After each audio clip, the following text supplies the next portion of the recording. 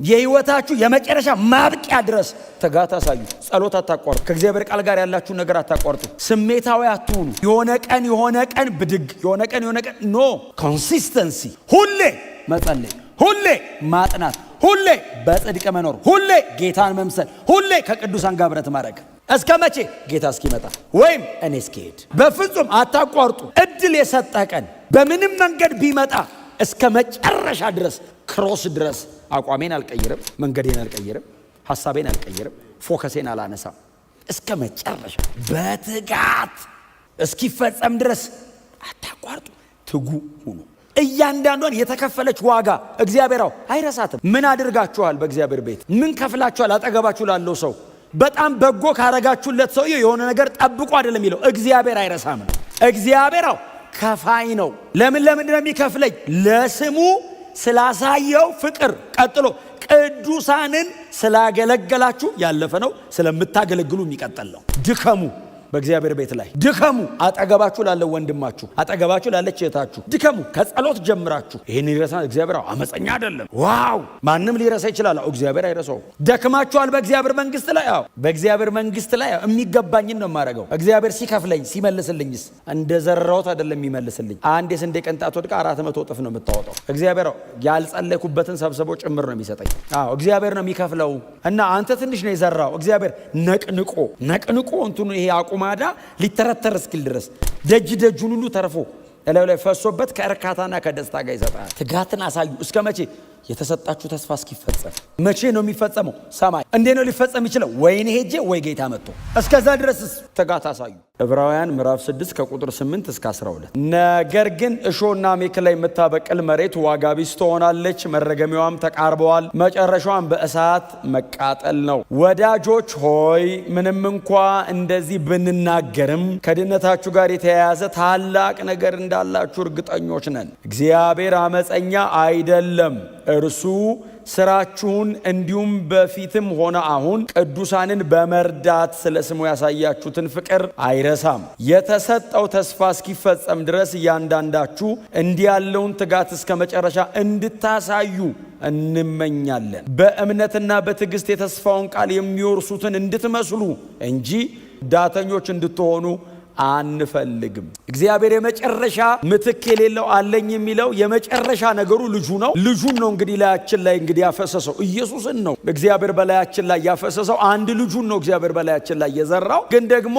ምላሽ ደግሞ መስጠት የማትችል ብቻ ሳይሆን የማትፈልግም አይነት መሬት ግን እሾህና አሜከላ ደግሞ ምላሽ አድርጋ ትሰጣለች። ያቺ መሬት ደግሞ የተረገመች አይደለም የሚለው። ዋጋ ቢስ መሆን ብቻ አይደለም አይደል? ዋጋ ቢስ መሆን ማለት መምከን ውይ በቃ ይሄ ነገር በቃ አልተሳካም ማለት ነው ብቻ አይልም አይደል? ዋጋ ቢስ ትሆናለች ብቻ ሳይሆን የተረገመችም ከእግዚአብሔር ዘንድ ደግሞ ትረገማለች ይላል። እና እኔ የእግዚአብሔርን ቃል በጣም ነው የምወደው፣ እምጽናናው፣ እምበረታው ሳነብ ነው። የእግዚአብሔርን ቃል ቁጭ ብዬ ሳጠና ውስጥ የሚፈስ ነገር ልነግራችሁ አልችልም። በጣም ብዙ ነገር ፐርሰናሊ በግል ህይወቴ ላይ ይገባኛል የእግዚአብሔርን ቃል ሳነብነኝ። ያ ሁሉ ነገር ግን ኢንቨስት ተደርጎ ያንን ሁሉ ነገር እግዚአብሔር ገልጦ ያንን ሁሉ ነገር ደግሞ እግዚአብሔር አፍስሶ ባለፈው 15 ቀን እንደነገርኳችሁ ገበሬ ፍሩት ኦሪየንትድ ነው። ገበሬ ፍሬ ፈላጊ ነው። ስለዚህ እግዚአብሔር ፍሬ ፈልጎ ይመጣል። እንደውም ጥሩ ማስረጃ የሚሆነን ኢሳይያስ ምዕራፍ 5 አይደል? ለወይን ስፍራዬ ምን ያላረኩለት ነገር አለ አለ እግዚአብሔር። እንግዲህ እግዚአብሔር የወይን ስፍራውን ቁጭ አድርጎ ጠርቶ ነው አይደል? ሰዎችን ዳኙኝ እኮ ነው ያለው እግዚአብሔር። ኑስቲ አለ። የሚመጣው ማማ ሊሆን ይችላል። ባቢሎን ይመጣል፣ አሶር ይመጣል፣ ሌሎቹ ይመጣሉ እና እስቲ ኑ እዩ አለ እግዚአብሔር። ኑ እዩ። አሁን ለወይን ተክሌ የወይን ስፍራዬ ማለት እንግዲህ ሌላው ምድረ በዳ ነው ማለት ነው። ሌላው ምንም ኢንቨስት ያልተደረገበት ነው። ይሄንን ግን ከልዬ የኔ ነው ብዬ ብዙ አረኩለት አለ። ግን ፍሬ ፈልጌ ስመጣ እማይሆን እሾህና አሜከላ አበቀለብኝ አለ። ታዲያ ምን ታደርግ እግዚአብሔር ሆይ ሲሉት እንግዲያው ቅጥሩን እነቃቅላለሁ፣ ባድማ አደርገዋለሁ አለ እግዚአብሔር። ለምን? የከፈልኩበትን ዋጋ ያደረኩትን ነገር አውቃለሁ። እግዚአብሔር የምህረት አምላክ ስላልሆነ አይደለም እንደዚህ አይነት ነገር የሚነገረው። እግዚአብሔር ለምህረቱ ወደር የለውም፣ ግን ጻድቅም ነው። ዶንት ሚስ። የእግዚአብሔር ማንነቱ አይጣረስም። እግዚአብሔር ራይቸስ ነው። እግዚአብሔር ጀስት ነው። ስለዚህ አሁን ጥላውን የተዘራበት የተለፋበት እግዚአብሔር በክርስቶስ ኢየሱስ በኩል ያደረገለትን ያንን ሪኮግናይዝ ማድረግ ብቻ አይደለም፣ በዛ በህይወት መኖር አለበት። ስለዚህ እሱ ነው የሚናገረው። ልክ እንደዛችኛዋ እንደ ቁጥር 7 አሉ የቁጥር 8 መሬት ይሄንን ሁሉ ነገር ወርዶባት ተቀብላ እማታፈራ ከሆነ ያላፈራች ቀን መጥቼ ነቅላታለሁ አይደለም ያለው። ገበሬው መጥቶ ባለቤት ነው የመጣው፣ ኦነር መጣ እና እንዲኮተኩታት ፍግ እንዲያረግላት የሚያስፈልገውን ነገር በሙሉ ኢንቨስት አረገ። ገንዘቡን እያወጣ አለኝ የሚለውን በሙሉ እያወጣ እንድታፈራለት ሲመጣ አታፈራም። ከዛ ገበሬውን ጠራውና እንደዚህ አለው፣ አትክልተኛውን ጠራውና እንደዚህ አለው፣ ቁረጣት አለው፣ ንቀልና ጣለው፣ በቃ አለው። ከዚህ በኋላ እዚህ ላይ እኔ አልደክም ማለፋ የመጨረሻዬን እኮ ነው ሲል እባክህ አንድ ድል የዛሬ ዓመት ሲለው ባለቤቱ ምንድን ያለው? እምቢ አይደለም ያለው፣ እሺ እታገሳለሁ። እምታፈራ ይመስልሃል? በሙሉ ኃይሏ ታፍራ አይደለም ያለው። የማፍራት ትንሽ ምልክት ካለ እናግዛታለን። ገበሬው እጁ ላይ መቀስ አለ። እኔ አይደለም ያልኩት፣ ዮሐንስ 15 ግቡና አንብቡ። መቀስ አለ። መቀሱ ምንድነው ስራው? የመጀመሪያ ስራው መቁረጥ አይደለም፣ ፕሩኒንግ ነው፣ ማጥራት ምን ማለት ነው? በጣም ትንሽ ካፈራች፣ በጣም ትንሽ ገበሬው በህይወት መኖሯን ነው የሚፈልገው። በጣም ትንሽ ካፈራቸው በደንብ እንድታፈራ ያጠራላታል። እንዳት በሙሉ ኃይሏ እንዳታፈራ ምንድን ያረጋት ይላል። እዚህ ጋር እንትን አለ፣ እዚህ ጋር እንትን አለ፣ እዚህ ጋር እንትን አለ፣ እዚህ ጋር እንትን አለ። አዎ ቆራርጥላት ይላል። ዙሪያዋን አጸዳርቶት ይሄድና በሚቀጥለው ዓመት ሲመጣ በጣም ብዙ ታፈራለታለች። መቁረጫ ብቻ አይደለም ማጥሪያም ነው እንትኑ፣ መቀሱ ማጥሪያም ጭምር ነው። ግን የተቀበልነው ህይወት በምንም አይነት መንገድ ውስጥ በጽናት መኖር የሚችል ህይወት ነው። በምንም አይነት ነገር ውስጥ ከክርስቶስ ኢየሱስ እግዚአብሔር ወደኛ ያፈሰሰው ህይወት በምንም አይነት ነገር ውስጥ ፐርሲስት አድርጎ ጸንቶ መኖር የሚችል ነው። ትዝ ይላችኋል፣ ስንዴ ዘራ እና ከዛ በማግስቱ ሲመጡ አጠገቡ እንክርዳድ በቅሏል። እንክርዳድ ሲበቅል መጡና ሮጠው እንንቀለው እንዴ እንክርዳዱን ሲሉት እንዳትነቅሉት። እንዴት እኛ ስንዴ ዘርተን እንዴት እንክርዳድ ተዘራ ሲሉት ተኝታችሁ ጠላት ዘራው አለ። ያው በድካማችሁ ነው አለ። እናንተ ባተኙ ኖሮ ስፒሪቹዋሊ ኮንሺየስ ብትሆኑ አይበላሽም። ኤኒዌይስ እዛው ማሳ ላይ እንክርዳድ በቅሏል፣ እንዳትነኩት አለ። እና ታዲያ አብረው ሲያድጉ ስንዴው አይሞትም። እንክርዳዱ እያለ ስንዴው ማደግ ይችላል፣ መኖር ይችላል። እንክርዳዱ ስንዴውን አይበላውም። እና እንዳትነኩት አለ። ለምን? እስከሚሰበሰብበት ቀን ድረስ ስንዴው እንክርዳዱ አጠገብ በህይወት ቀጥሎ መኖር ይችላል፣ እያፈራ ይኖራል። የመጨረሻ ቀን መጥተው ሲሰበስቡ ይለዩታል። አንተ ልትነቅል ስትል አብረህ ትነቅለዋለህ። እና አንተ እንዳነካ ጴጥሮስ ተው። ሰው አይችልም። ሰው እንዴት አድርጎ ይችላል? ይሄ መንፈሳዊ ነገር እኮ ነው፣ በጣም እንትን ይፈልጋል። እና ተወው፣ እኔ ለየዋለሁ። የዛን ቀን ግን በድካም ቢዘራም እንክርዳዱ ስንዴውን አይገለውም። ጎናችሁ ያለ ሰው የተቀበልከው ህይወት ያኖርሃል በሉት። በምንም አይነት የዚህ ዓለም ሲስተም መካከል ኢየሱስን መስለን መኖር እንችላለን። ይሄ ትዕቢት አይደለም፣ የእግዚአብሔር ጸጋ ጉልበት ነው። ይሄ የተካፈልነው የህይወት አቅም ነው። ኢየሱስ እኔ የለበስኩትን ስጋ ለብሶ መሬት ላይ ይሄንን ዓለም ተቃውሞ ድል አድርጎ ጨርሶ ሄዷል። ምን ማለት ነው? እኔ ሱፐር ቢንግ ነኝ እያለኝ ብቻ ሳይሆን እኔ የኖርኩትን ባንተ ውስጥ ሆኜ እደግመዋለሁ። ክርስትና ማለት ኢየሱስን ሩቅ አስቀምጠ እየኮረጅክ የምትኖረው ህይወት ብቻ አይደለም። እሱ ባንተ ገብቶ የሚደግመው ነው። ሩቅ አስቀምጬ ኢሚቴት የማደርገው ብቻ አይደለም። እኔ አልኖርም አንተ ግባና ኑር ትለ ያኔ ማፍራት እሱ ልማዱ ነው። ቅፍርናሆም፣ ኢየሩሳሌም፣ ናዝሬት ምናምን ወክ አድርጓል። በእኔ ኑር ስትለው አዲስ አበባ ባንተ ይደግማል። የዛሬ 2000 ዓመት በአናጢ ጫማ ውስጥ ገብቶ ኖሯል። ባንተ ጫማ ይገባል። በጣም ደሊስት የሚባለው በጣም በቃ ዝቅተኛ የሚባለውን አይነት ፐርሰን ሆኗል ኢየሱስ። ኦርዲነሪ እስራኤላዊ በነበረበት ጊዜ ሲዋረድማ እንደሱ የተዋረደ የለም፣ ወደፊትም እንደሱ የሚዋረድ አይኖርም። ባይዘው የመጨረሻውን የውርደት ልክ ኢየሱስ ነው ያየው። መሬት ላይ መሰቃየት አልበቃውም። መስቀል ላይ መሞት እኮ አልበቃውም። ቀበሩት እኮ መስቀል ላይ አደባባይ እኮ ተሰቅሎ በዙ አይደለም እኮ የተነሳው። ኢቭን እኮ ወደታች ሁሉ እኮ ተቀበረ። አጠፋው እኮ ጠፋ። 3 ቀን ሙሉ እኮ አልታየም። የለም ወሬ ነው የሚወር። ተቀበረ። በዚህ መጠን የወረደ የለም፣ በዚህ መጠን የተሰቃየ የለም። እኔ የፈለኩትን ያህል ብዋረድ፣ የፈለኩትን ያህል ዝቅ ብል ኢየሱስ የወረደውን ያክል መውረድ አይደለም። ኢየሱስ የወረደው እንኳን ሊገባን አይችልም፣ እንኳን ልንወርድ ያን ያህል ምን ያህል እንደወረደ ለመረዳት ራሱ አዳጋች ነው፣ እንኳን ለመውረድ በጣም ሲሪየስ ነው። ስለዚህ ኢየሱስ በስጋው በፍጹም ሰውነቱ በዚህ አይነት መከራና ሲቃይ መካከል አልቲሜትሊ ኢየሱስ በመጨረሻ ነገር ነው የተፈተነው። እኔ በመጨረሻ ነገር አይደለም የምፈተነው። እኔ የሚፈተንን ጭፍራ ሰይጣን ነው። ኢየሱስ የተፈተነው በአርክ ኤንጅሉ ነው። እዛ የመጀመሪያውን ሰው ያሳተው እባብ ነው ኢየሱስ ጋር የመጣው። የመጨረሻው ሌቭል ነው የመጣው ኢየሱስ ጋር። እኔ የመጨረሻው ሌቭል እኔ ጋር ሊመጣ አይችልም። አፍተር ኦል ታስሯል። የለም አሁን አንዳንዴ እንደዛ እኮ ይመስላል። አሁን ምንትኑ ሲበዛው፣ ጦርነቱ ሲበዛ የመጨረሻ የዛን እግዚአብሔር የጣለው ዋናው የመጣ እኮ ነው የሚመስለው። ጦርነቱ በእውነት በጣም ከባድ ነው። ጦርነቱ ግን በልኬ ነው። እሱ ለእኔ ተብሎ አይለቀቅም። እግዚአብሔር እኛን ወስዶ እነሱን የሚለቀው። አሜን በሏ። እንዳይሰራ ከልካይ አለው ይላል እኮ። ከልካይ እኮ ቸርች ነች። መንፈስ ቅዱስ የተሞላን እኛ አለና እንዴት ይስራ? መንፈስ ቅዱስ መሬት ላይ አለ እና እኛ ስንሄድ መንፈስ ቅዱስ ይዞን ይሄዳል።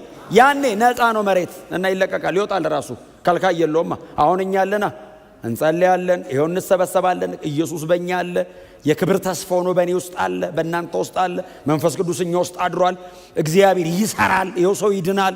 እና አውሬው በሙሉ ኃይሉ መስራት አይችልም፣ ገድበዋል ቸርች። መንፈስ ቅዱስ በቤተ ክርስቲያን በኩል ከልክሎታል። ስንሄድስ መንፈስ ቅዱስ ባይዘው ይዞን ነው የሚሄደው፣ ከኛ ጋር ነው የሚሄደው። መንፈስ ቅዱስ የቤተ ክርስቲያን ጠባቂ ነው። መንፈስ ቅዱስ ኢየሱስ እስኪመጣ ቤተ ክርስቲያንን ይጠብቃታል። ለሱና ሰጥቶን ይሄደው። እሱ ሲሄድ ለመንፈስ ቅዱስ ነው ይሰጣል። እኔ ሄዳለሁ ለእሱ እና ተመልሼ ስመጣው ይሰጠኛል። አብ ይጠብቀናል። ምክንያቱም ልጁ ላምጣቸው ብሎ ነው የሚመጣው። እግዚአብሔር በእውነት ነው የምላችሁ ጻድቅ ነው። ይሄንን አይረሳም። አንደኛ ለስሙ ያሳያችሁትን ፍቅር፣ ቀጥሎ ለቅዱሳን ያላችሁን አገልግሎት። ቅዱሳን እስካሁን ስላገለገላችሁና ስለምታገለግሉ ይኸውላችሁ እያንዳንዷ በእግዚአብሔር መንግስት ላይ ያደረጋችኋትን ነገር እግዚአብሔር ቆጥሮ ይከፍላል። ይረሳ ዘንድ እግዚአብሔር አመፀኛ አይደለም። በእግዚአብሔር ቤት ውስጥ መታችሁ የምትንበረከኩትን መንበርከክ፣ አጠገባችሁ ላለ ወንድማችሁ የምትቆረሱትን መቆረስ፣ በእግዚአብሔር ቤትና በእግዚአብሔር መንግስት ላይ ለቅዱሳን የሚሆነውን አገልግሎት ይረሳ ዘንድ እያንዳንዷን ፔኒ፣ እያንዳንዷን የተከፈለች ዋጋ እግዚአብሔር አይረሳትም። ምን አድርጋችኋል? በእግዚአብሔር ቤት ምን ከፍላችኋል? አጠገባችሁ ላለው ሰው ግን ምናልባት በጣም ዋጋ የከፈላችሁለት ሰው ረስቶት ሊሆን ይችላል። በጣም ጸልያችሁለት፣ አግዛችሁት፣ ደክማችሁበት፣ ለሱ ብላችሁ በጣም ፋይት አድርጋችሁ ዘንግቶት ሊሆን ይችላል። የዚህ ደብዳቤ ጸሐፊ በጣም በጎ ካረጋችሁለት ሰው የሆነ ነገር ጠብቆ አይደለም የሚለው፣ እግዚአብሔር አይረሳም ነው። እግዚአብሔር ከፋይ ነው። ለምንድን ነው የሚከፍለኝ? ለስሙ ስላሳየው ፍቅር። ቀጥሎ ቅዱሳንን ስላገለገላችሁ ያለፈ ነው፣ ስለምታገለግሉ የሚቀጥል ነው። ድከሙ፣ በእግዚአብሔር ቤት ላይ ድከሙ። አጠገባችሁ ላለ ወንድማችሁ፣ አጠገባችሁ ላለች እህታችሁ ድከሙ። ከጸሎት ጀምራችሁ። እውነቴን ነው የምነግራችሁ። በጣም ዋጋ የምትከፍሉለት ሰው በምንም አይነት መንገድ አንደርስታንድ ሊያረጋችሁ ይችላል። እናንተ ነገሩን የምታረጉበትን ልብ ነው እግዚአብሔር ጀስቲፋይ የሚያደርገው። የዚህ ደብዳቤ ጸሐፊ የሚለው እሱ ነው። ለስሙ ያላችሁ ፍቅር የሚደንቅ ነው። እግዚአብሔር ይህንን አይረሳም። ለኢየሱስ ስም ያላችሁን ፍቅር እግዚአብሔር አይረሳው። ይህንን ይረሳ ዘንድ እግዚአብሔር አመፀኛ አይደለም። ከባድ ቃል ነው አይደለም? የሚጠቀም በጣም ከባድ ቃል ነው። ቃሉ ትንሽ አንተን አይልም፣ አይጠነክርም። ይህንን ይረሳ እግዚአብሔር አመፀኛ አይደለም። ዋው! ማንም ሊረሳ ይችላል፣ እግዚአብሔር አይረሳው። ስለዚህ በጣም ያበረታታችኋል። ያረጋችሁትን ነገር እግዚአብሔር ይከፍላል። አይዟችሁ። ደክማችኋል በእግዚአብሔር መንግስት ላይ ምናልባት ጌታ ይባርክ እኮ የሚል እኮ ላይኖር ይችላል። እንዴት ጌታ ይባርክ አላሉኝም፣ እንዴት አያበረታቱ ተብሎ አይተውም። እግዚአብሔር ከፋይ ነው በእውነት።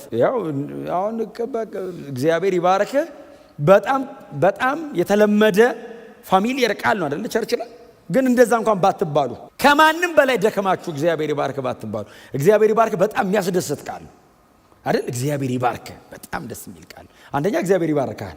ቀጥሎ በእግዚአብሔር መንግስት ላይ እየሰራ ያለው ስራ ደግሞ አለ ማለት ነው፣ በህይወት አለ ማለት ነው። ግን እንደዛም ባትባል ለውለታ አይደለም የምናረገው። በእግዚአብሔር መንግስት ላይ የሚገባኝን ነው የማረገው። እግዚአብሔር ሲከፍለኝ ሲመልስልኝስ እንደዘራሁት አይደለም የሚመልስልኝ። አንድ የስንዴ ቅንጣት ወድቃ 400 እጥፍ ነው የምታወጣው። እግዚአብሔር ያልጸለይኩበትን ሰብስቦ ጭምር ነው የሚሰጠኝ።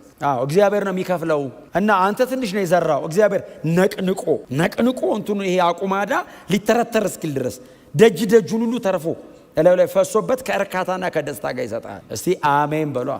በቃ በጣም መድከም አለባችሁ፣ በጣም ዋጋ መክፈል አለባችሁ። ኢየሱስ ይህን ሁሉ ነገር አድርጎልኝ እኔ አሁን በእውነት ሁሌ ነው የምላችሁ ምንም ነገር በጌታ መንግስት ላይ ባረክ በእውነት እንኳን እንደ ውለታ ሊሰማኝ ምንም እንዳልሰራው እየተሰማኝ ወቀሳና ጸጸቱን አልችለውም። ባይዘው ምን ተሰራ ይላል ውስጤ። ምንም ደግሞ ምንስ ተሰራ? ገና የዛሬ 2000 ዓመት የሰሩት ስራ ነው እንዴ? እነ ጳውሎስ ከ2000 ዓመት በኋላ አስባችሁታል? ሞር አድቫንስ እኮ ነን እኮ እኛ።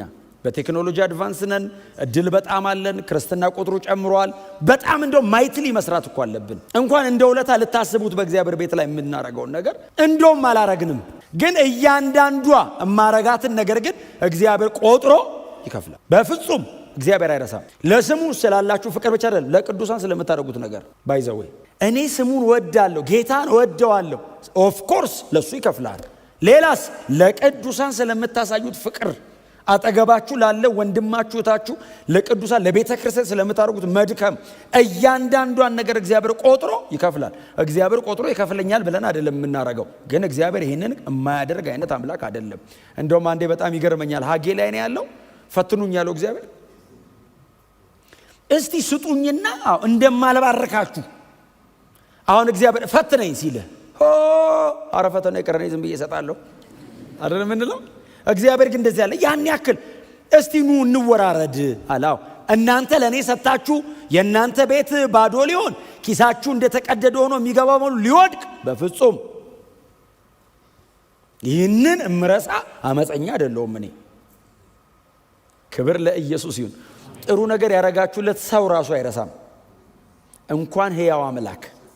ሰው ጥሩ ሰው ከሆነ ባይዘው ያረጋችሁለት ነገር አይረሳም።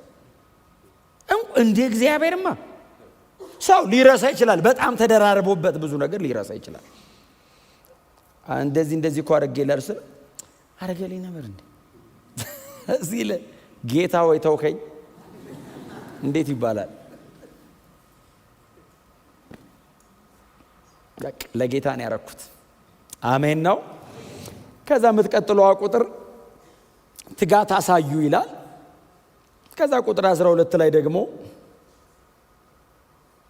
እንግዲህ የተሰጣችሁ ተስፋ አለ ነው አይደል? ቁጥር 11 ተስፋው ምንድነው? የዘላለም ሕይወት ተስፋ፣ የዘላለም ክብር ተስፋ፣ የዘላለም መንግስት ተስፋ። ተስፋው እስኪፈጸም ድረስ ምን አሳዩ ነው የሚለው?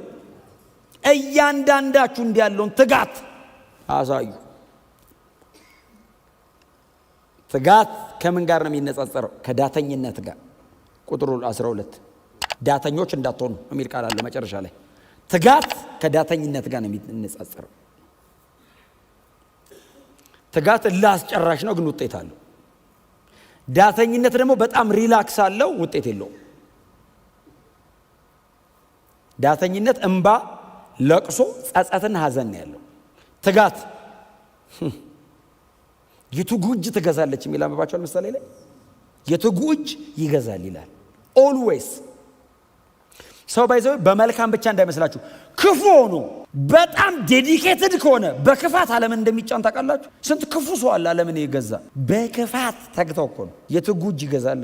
እናንተ ጽድቅ ገብቶን ወንጌል በርቶልን እውነትን ተሸክመን ኢየሱስን ይወስድ አድሮ ብተጋ ስንት ሰው ከሲኦል እናድናለን። ትጋትን አሳዩ። እስከ መቼ? የተሰጣችሁ ተስፋ እስኪፈጸም። መቼ ነው የሚፈጸመው? ሰማይ። እንዴት ነው ሊፈጸም ይችላል? ወይ እኔ ሄጄ ወይ ጌታ መጥቶ። እስከዛ ድረስ ትጋት አሳዩ። የህይወታችሁ የመጨረሻ ማብቂያ ድረስ ትጋት አሳዩ። ጸሎት አታቋርጡ። ከእግዚአብሔር ቃል ጋር ያላችሁ ነገር አታቋርጡ። ስሜታዊ አትሁኑ። የሆነ ቀን ብድግ፣ የሆነ ቀን ኖ። ኮንሲስተንሲ፣ ሁሌ መጸለይ፣ ሁሌ ማጥናት፣ ሁሌ በጽድቅ መኖር፣ ሁሌ ጌታን መምሰል፣ ሁሌ ከቅዱሳን ጋር ህብረት ማድረግ። እስከ መቼ? ጌታ እስኪመጣ ወይም እኔ እስኪሄድ። አሜን ነው። በፍጹም አታቋርጡ። ለምን መሰለ? እድል የሰጠህ ቀን። አንድ ቃል እሷ ልንገራችሁን አልጨርስ። ጌታ ኢየሱስ ክርስቶስ ትዝ ይላችኋል። ሊሞት ሊሰቀል ሲል እንደዚህ አለ፣ የዚህ ዓለም ገዢ ወደ እኔ ይመጣል አለ። እሺ ሲሉት አንዳች የለውም ማለት ምን ማለት መሰለ? የትግል ሜዳ ቋንቋ ነው ኢየሱስ የተጠቀመው። ባይዘው የሬስሊንግ ቋንቋ ነው። እና ፊት ለፊት ያለ ተጋጣሚ እግርህን ከፍተህ ከቆምክለት ፉትሆልድ ያገኛል። እግሩን ማስገቢያ እግር መሃል እግሩን ካስገባ ይገለብጣል። ኢየሱስ ምን ማለት ነው? አንዳች የለውም። እግሬን ከፍቼ አይደለም የቆምኩት፣ ተዘጋጅቻለሁ። በምንም መንገድ ቢመጣ እስከ መጨረሻ ድረስ ክሮስ ድረስ አቋሜን አልቀይርም፣ መንገዴን አልቀይርም፣ ሐሳቤን አልቀይርም፣ ፎከሴን አላነሳም። እስከ መጨረሻ ትጋት፣ መሰጠት፣ ዲሊጀንስ። ኢየሱስ ጌታ ነው። በትጋት እስኪፈጸም ድረስ አታቋርጡ፣ ትጉ ሁኑ።